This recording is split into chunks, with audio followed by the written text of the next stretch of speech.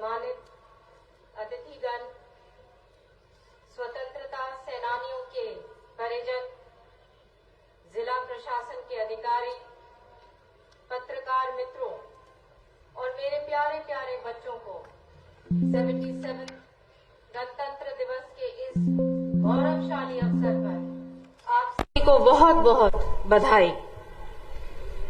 आज ही के दिन 1950 में हमारा संविधान लागू हुआ, जिसने हम सबको समानता और स्वतंत्रता का अधिकार दिया।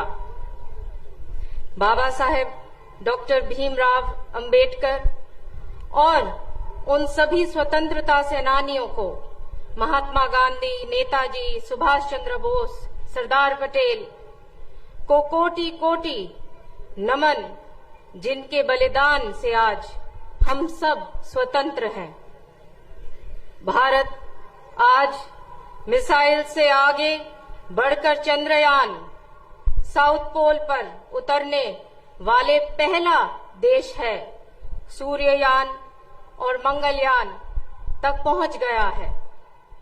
प्रधानमंत्री श्री नरेंद्र मोदी जी के नेतृत्व में भारत विश्व की एक बड़ी आर्थिक शक्ति बनकर उभर रहा है।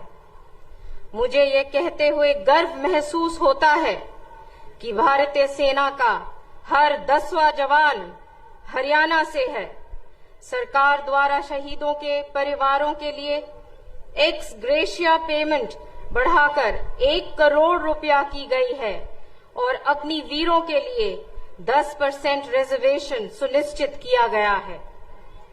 माननीय मुख्यमंत्री जी श्री नायब सिंह सैनी जी के नेतृत्व में हरियाणा प्रदेश खेलों में देश का सिरमौर बना हुआ है और सरकार द्वारा ओलंपिक में गोल्ड मेडल विजेताओं को 6 करोड़ रुपए की पुरस्कार राशि देकर सम्मानित किया गया है।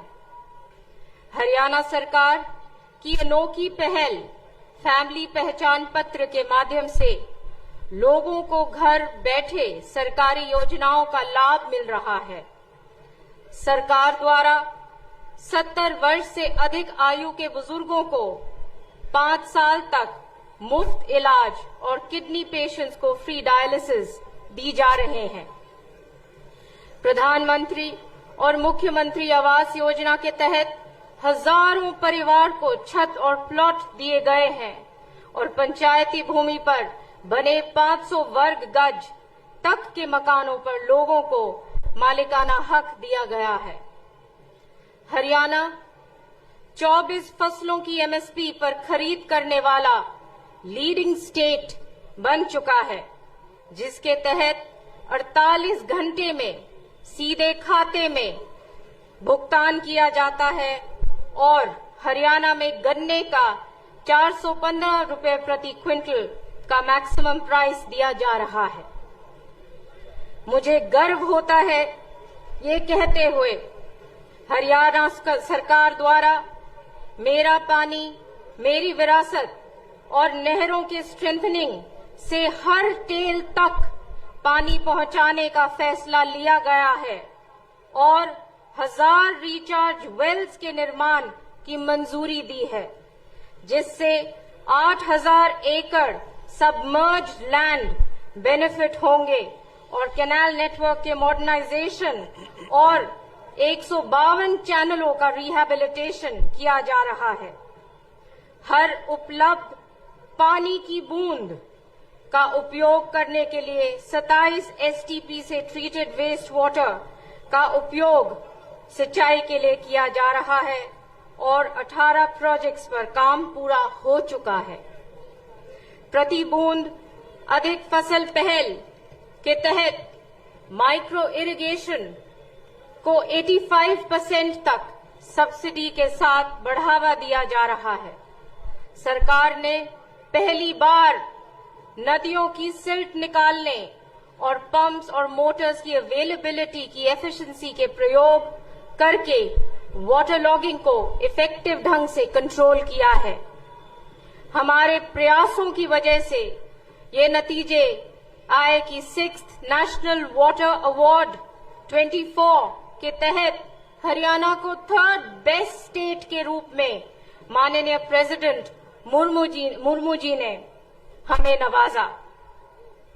चौधरी बंसीलाल जी ने दक्षिण हरियाणा में पानी पहुंचाने के लिए ऐतिहासिक लिफ्ट इरिगेशन जैसी स्कीम्स को शुरू की थी। JLN कैनाल जैसी परियोजनाओं के माध्यम से सूखे क्षेत्र को पानी पहुंचाया और नहरों के अंतिम छोर तक जल को सुनिश्चित किया। वर्ष 1970 तक प्रदेश के 100% गांवों में बिजली पहुंचाई, जिससे ट्यूबवेल्स और लिफ्ट पंप्स चलाना संभव हुआ। पानी की बर्बादी रोकने के लिए कच्ची नहरों को पक्का करवाया, जिससे रिसाव कम हुआ और सिंचाई की क्षमता बढ़ी। चौधरी बंसीलाल जी ने अत्यंत प्रयासों के कारण ही हरियाणा के रेतीले इलाके में फसलों का स्वरूप बदला और प्रदेश कृषि के क्षेत्र में आत्मनिर्भर बना। इसी विकासवादी सोच के कारण उन्हें हरियाणा का लौह पुरुष और विकास पुरुष कहा जाता है।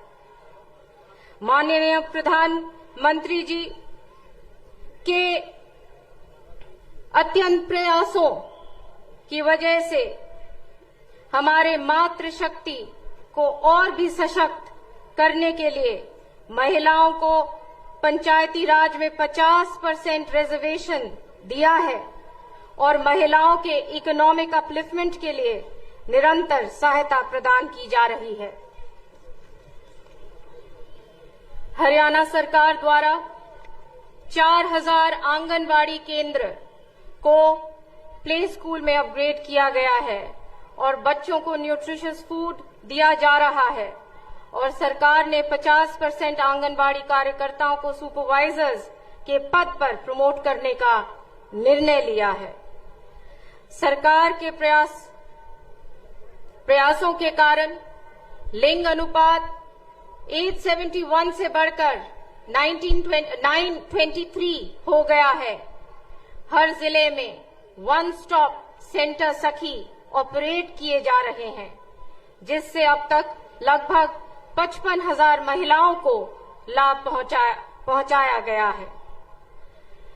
सरकार द्वारा ग्रामीण क्षेत्रों में सफाई कर्मचारियों का ऑनरेरियम बढ़ाकर 16,000 रुपये और अर्बन एरियाज में 19,000 रुपये कर दिया गया है और सरकार की जी राम जी योजना के तहत अब ग्रामीणों को 100 दिन की बजाय 125 दिन का रोजगार देने का काम किया है।